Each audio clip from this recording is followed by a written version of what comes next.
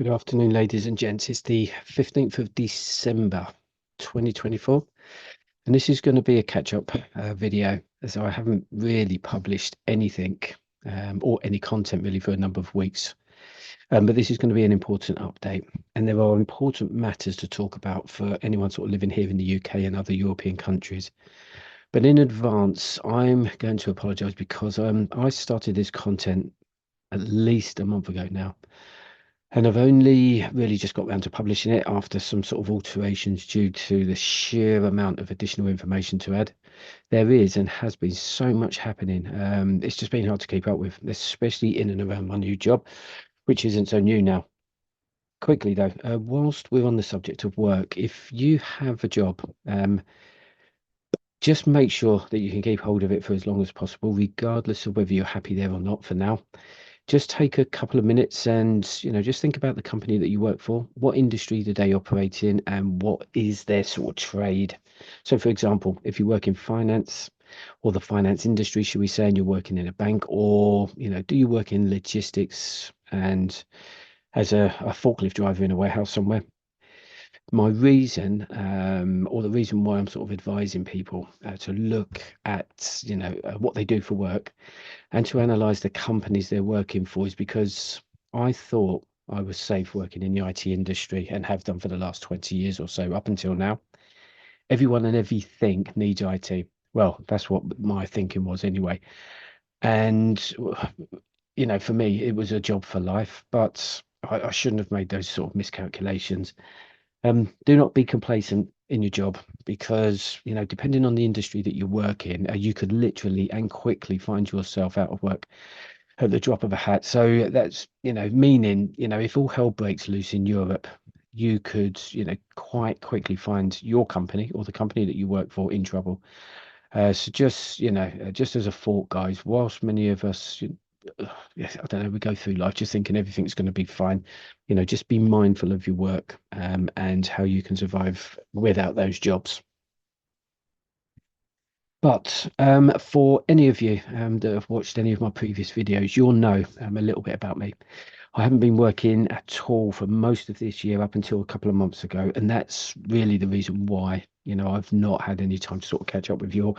Now, what I'm not going to do is go over all of the things, the newsy articles that have happened over the last month or so. However, there are a couple of they're sort of different events that we should look at, and I'll do a catch-up video, or it's going to be an update video over the next couple of days, just to really bring people up to speed and just to sort of discuss some of those thoughts. The dynamics of like, actually, before I crack on with this, if you have watched any of my videos, unfortunately, in terms of content and what you'll see on the screen, it can be a little bit, boring because I'm just going to throw some slides up until I get, until I get interactive with all of this. And what I mean by that is I'll get, the I'll be presenting these videos slightly differently, just to keep sort of people's attention on point, really. So at the moment, it's just going to be kind of PowerPoint slides. This is just a quick catch up. The one that follows this is just going to be an update, and then hopefully after that, the way these videos are done will be slightly different and better, really, for the viewers. So the dynamics of these conflicts and the pressures of the economies around the world, they are starting to take a toll as we sort of start seeing some political establishments beginning to fall apart. Just over the last 10 days, as most of you hopefully know, we've seen Syrian rebels rapidly move through Syria.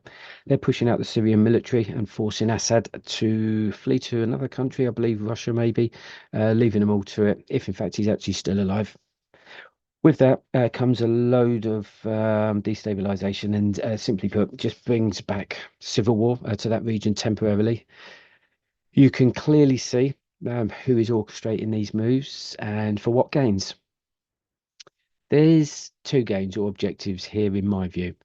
So the US, I believe, they want to destabilize Russia, for starters, who have troops and assets in Syria, but also to ensure that Iran start thinking about removing all of those sort of rocket launchers and other military assets out and away from the Syrian borders, which have been or are and have been sort of positioned there, in preparation for their next assault on Israel. And it's as simple as that. That's my view. We can add other objectives here from a strategic point, and that is really to control Syria, or at least for the West to have, should we say, a heavy influence in that country. So only over the last 72 hours, let's say, the last 3 days, Damascus has fallen. And there's reports now that Israeli military assets such as tanks, etc., they've been moving across the border towards Damascus itself. Hence the control needed. But what control, some of you will be asking. As I've said in previous videos, Iran is a terrorist state. It funds and supports most of the terrorist groups and organizations across the Middle East, and they haven't stopped boasting about how they're, pretty much in possession of nukes.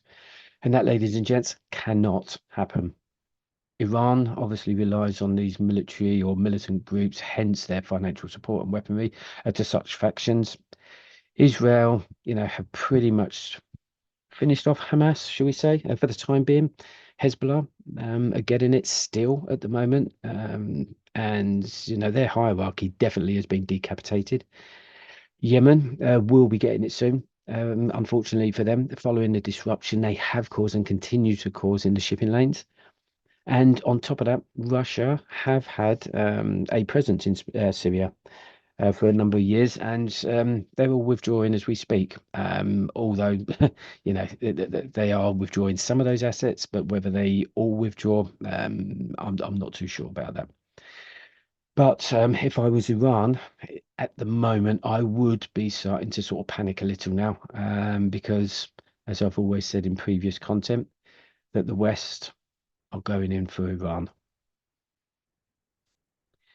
You then have some kind of military coup in South Korea, actually last week, with um, with the military, or the South Korean military, attempting to storm the presidential building and threatening the establishment and things like that.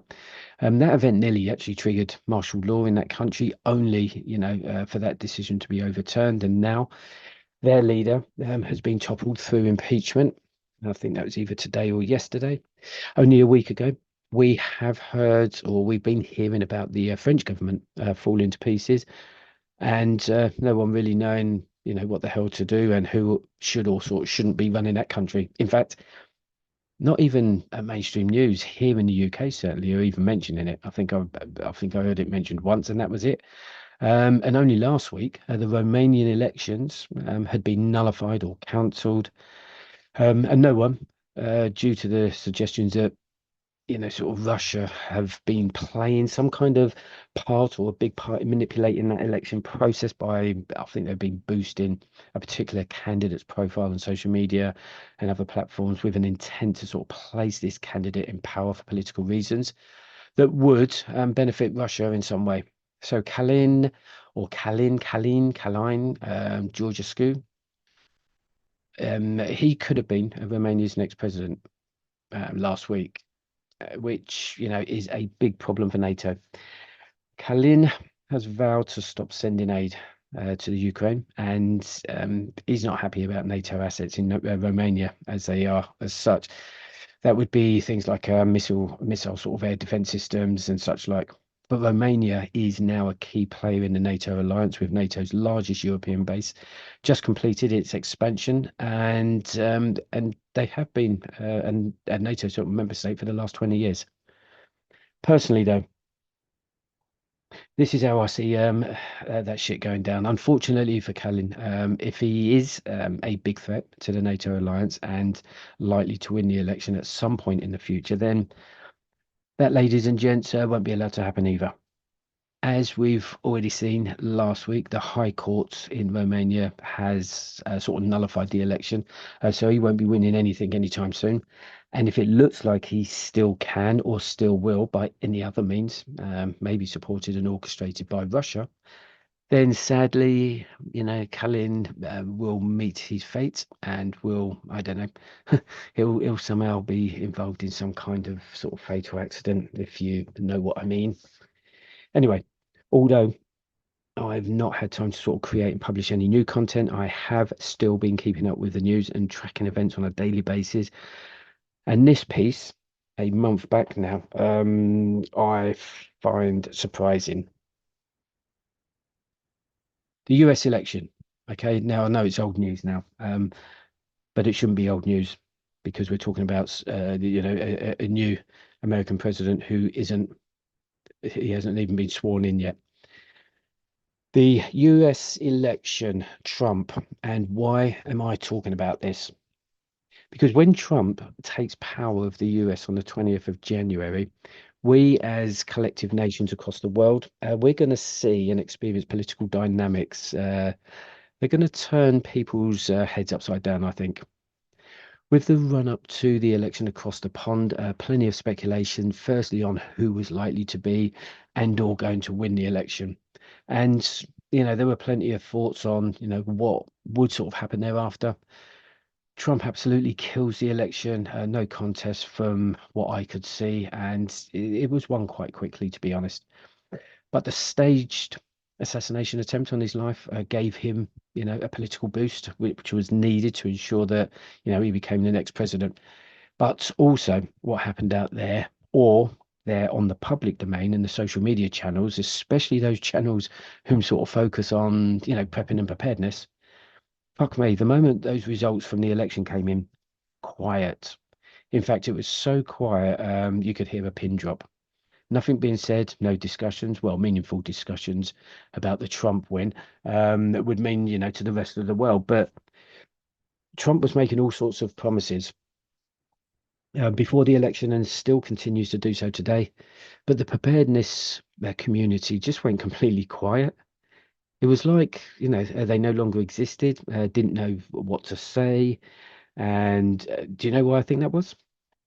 I think that once Trump had won the election and following some of the statements he had made over the last few weeks about how he was going to stop the war in Ukraine in 24 hours and how, he wants world peace and how he was going to stop all of the wars. Well, with that piece of information and those announcements, that quite literally puts the prepping industry out of business, out of action, and made many people probably sit back and ponder on, what he was sort of saying and what that kind of meant to them.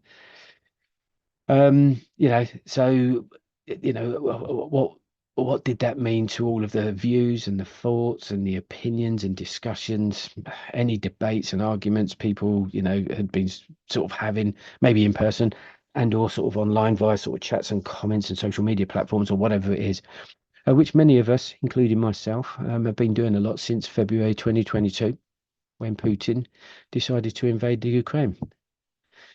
And it remained quiet for around, I don't know, at least 10 days, nearly 2 weeks after, after Trump had won the election.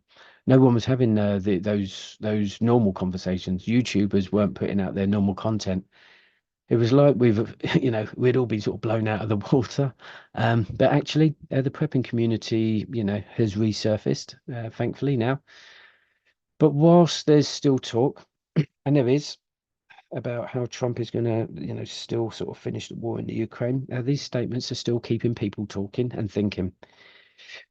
Do you know, there is talk about these proposed negotiations and what kind of deals could end up on the table?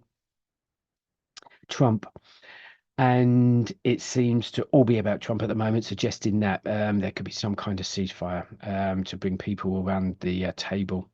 There are suggestions that Ukraine settle for, Russia having the land there that they've stolen thus far, and in exchange for that, Ukraine become a member of NATO, but not for the next 10 years. Yeah, nice deal for you, Trump. So with that, we've let Russia invade a country for the second time in 10 years, and we let them gain territory that they have so far, including Crimea back in 2014. We let them completely flatten Ukraine. We let Russia move further west towards European and NATO borders. We let Russia threaten the West with all kinds of nuclear rhetoric towards Europe. And long story short, we let Russia win and put the rest of Europe on the brink. So, Trump, for me, He looks like, he should be selling ice creams. But not to children, because we know the kinds of circles that Trump sort of moves in. He quite frankly isn't a fan of NATO, hence his suggestions that that the US removes itself from the alliance, from the NATO alliance at some point in the future. And that is exactly my point. He should stick to selling burgers out of McDonald's drive-throughs in America, and ice creams. And for anyone who thinks America is great when it comes to war and conflict, let me remind you of some of America's history, because let's face it, American history only goes back, what, no more than 300 years tops. So the United States of America at war.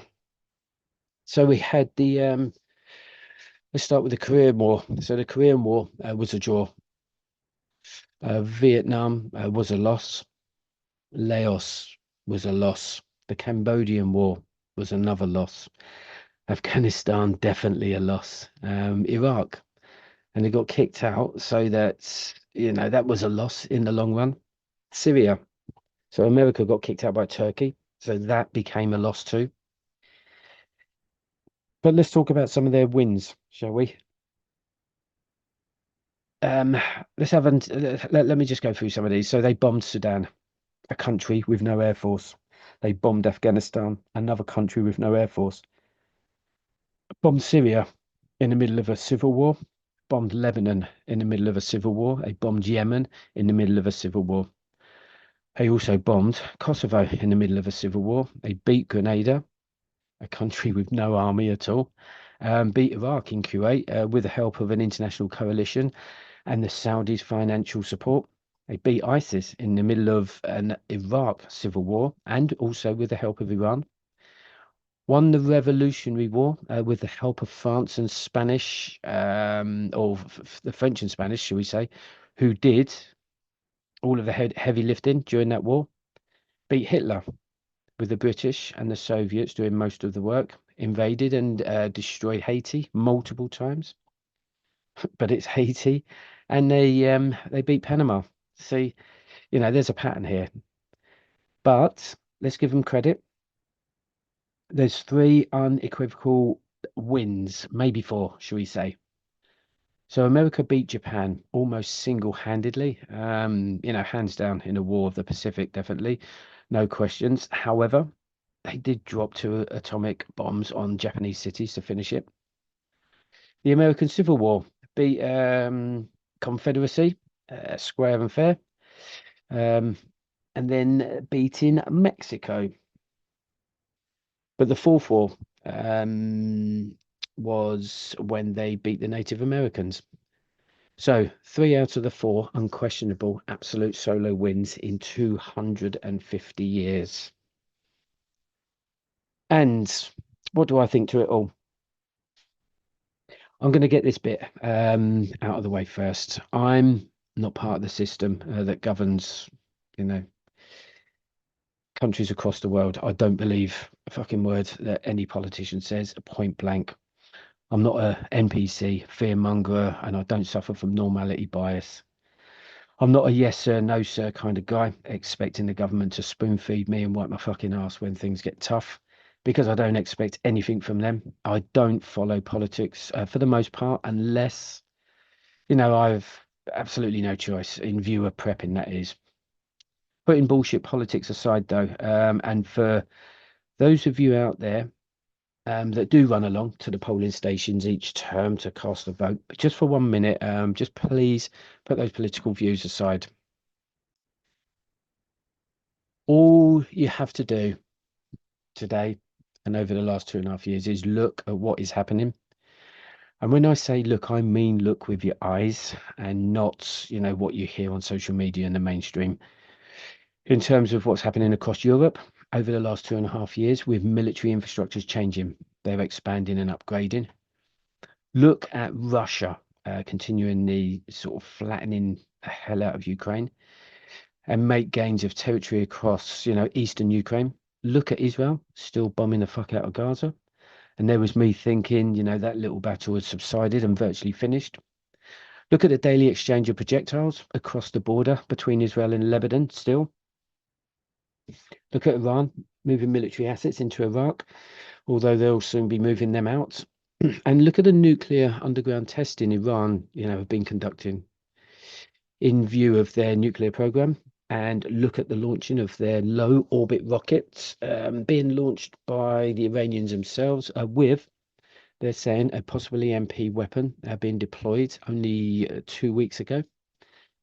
Look at the thousands of North Korean troops flooding into Western Russia at the moment to help the Russians push the Ukrainians back out of the Kursk Oblast, which is evident only today, where North Korean soldiers are being seen now on the front lines.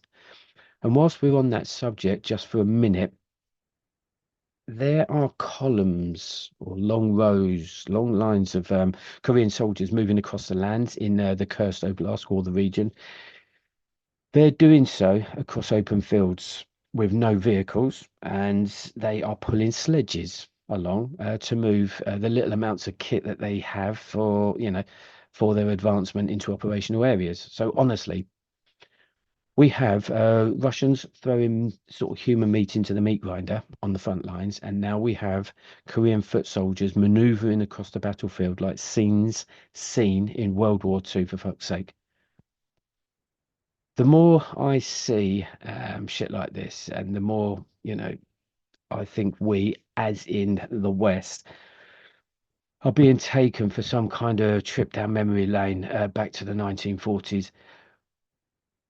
We see pictures and sort of video footage of North Korean and or North Korea as a country and Russia. I just don't see anything that that I can sort of associate and associate with, and it's because is it because we live in the West? I don't know. Who knows? The way the North Koreans live as a nation, firstly, is in my eyes wrong. The way those people are treated, they're isolated, they have no idea what's going on outside of their country, and quite frankly, are still living in the dark ages. But that's only my view. I've not been there, and I can only go by what I've seen, online and stuff like that. So, it could be as misleading as fuck. And in Russia, much of what I see there, again online, it's a country that I've never been to. And the way many Russians seem to be living their lives, really. A lot of it resembles footage seen of people still living in the 1950s. Personally, if there isn't all-out war in Europe, then what we're possibly sort of seeing here is the Iron Curtain going back up. European countries strengthening, their borders with fortifications to keep the Russians out. All we were hearing back in the late 80s and in the early 90s was the nuclear rhetoric, the threats, and sort of countries boasting, their nuclear arsenals, until, of course, when the Iron Curtain came down. But I can hear many of you saying those are all events that have already happened, and now there's hope.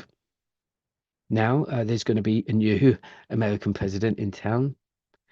I, like you, want nothing more than world peace, but I'm also a realist. And as we're all sort of keeping it real, just let's look at what we have. We had 74 million people across the US voting for someone to run their country, that being Donald Trump and the Republican Party. Then there were another 71 million people voted for Kamala Harris of the Democratic Party. So that is approximately 146 million people voting for two main parties in the US. Now, Trump, a convicted felon, who can now no longer be tried by US courts for those matters, and of course, was best mates with a number of paedophiles. But this time round, he's gained a lot more power than he did the first time round. He's virtually got full control of Congress and the House and the representatives and everything else, US government. And he will flatten anyone that dares to get in his way. All the, things that he has promised to do, he can now try and get, away with doing, shall we say. And it doesn't matter, what anyone thinks. Do I like Trump? Come on, guys, I don't know him. I don't live in the country that he'll soon be running. His old or new systems won't impact me and my family here in the UK directly. Of course, I don't agree with some of the, some of his views, shall we say, and soon to be policies. But then, I don't give a fuck about politics. Full stop. Is he going to upset a lot more people than he already has? Of course he is. That's what politicians do. And, you can already see and hear all of the arse lickers around the world, still sucking up to him after, slagging him off over the last few years. They're going to be running scared and have now realized that they've possibly, I don't know, burnt some important bridges or an important bridge. He's the big bad wolf on that bridge, and no fucker is crossing without his say so during his term. As an outsider here in the UK, it's going to be interesting to watch this all unfold. And I mean, the events that will unfold in the US with its people, I don't know, economically, politically, democratically. It's also going to be interesting to see and hear the moves that will be made in sort of various conflict zones across the globe.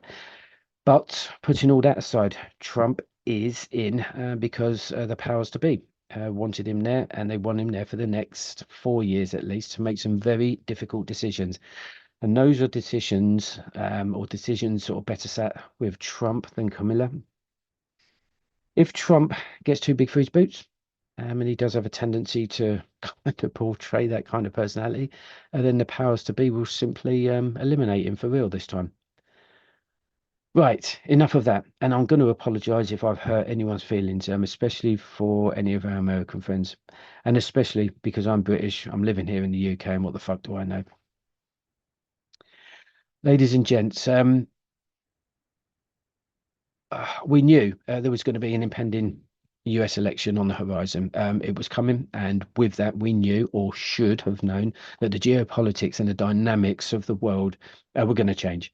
And on top of all of that, by the end of this year, 2024, there would have been 64 general elections across the world, which is the most, I think it's the most for many, many, many, many, many years. So um, the politics alone are without a doubt they're changing the dynamics everywhere across the globe. So the ultimate question is this: where does that leave us? Do I continue to prepare? Do I continue to follow the news and the events unfolding across, these different arenas? Do we any longer discuss World War III, or nuclear wars, or EMPs, or civil wars, grid downs, and the list goes on? I can't tell you what to do, guys, because as I've sort of, as I've said from the very first video I published and in other videos preceding this one, or preceding the first one, sorry, I do not work for the government, the military, nor do I work for any intelligence agency. So I do not have the answers to many of those questions people are now finding themselves asking.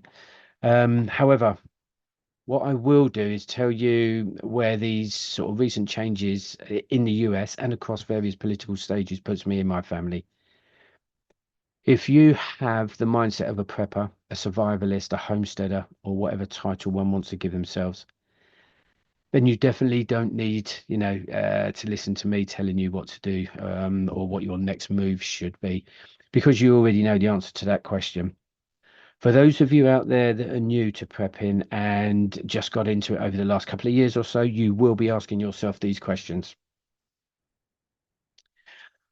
I am a survivalist, and I consider myself a prepper of some sorts. And with that, I do not suffer from normality bias, the ostrich effect, burying my head in the sand. But I do look at the bigger picture, looking at past events in history. And with that, I'm respecting history a lot more now than I did at school, because it definitely has this nasty habit of repeating itself. And with that, we are being warned.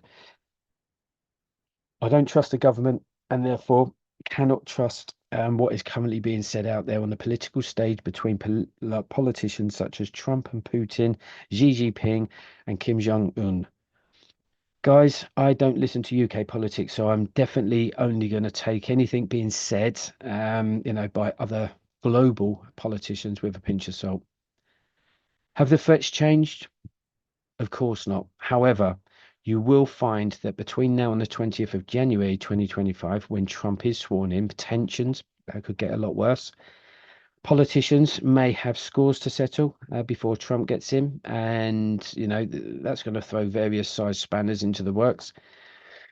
With or without America, Europe are readying themselves for war with Russia. And why? Because Russia is a threat to the European community after invading Ukraine and are moving westwards towards Europe, not America.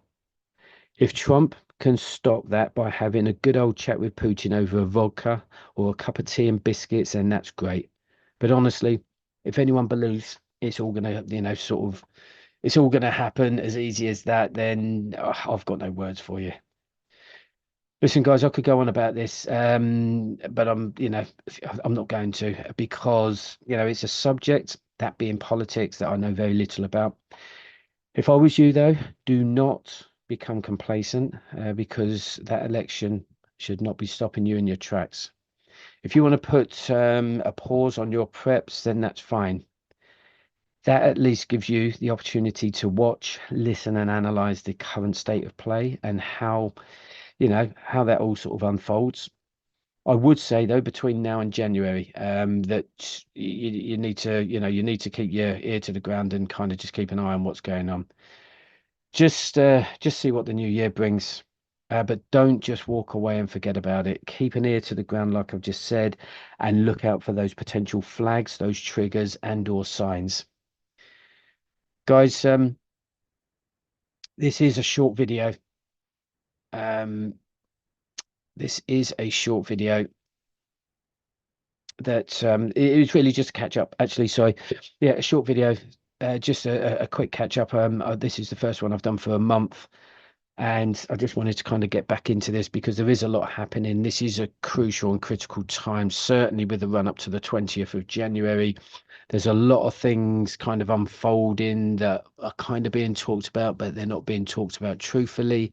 We've got a lot of stuff going off in America with these drones. We've got a lot of stuff happening here in the UK and right across Europe.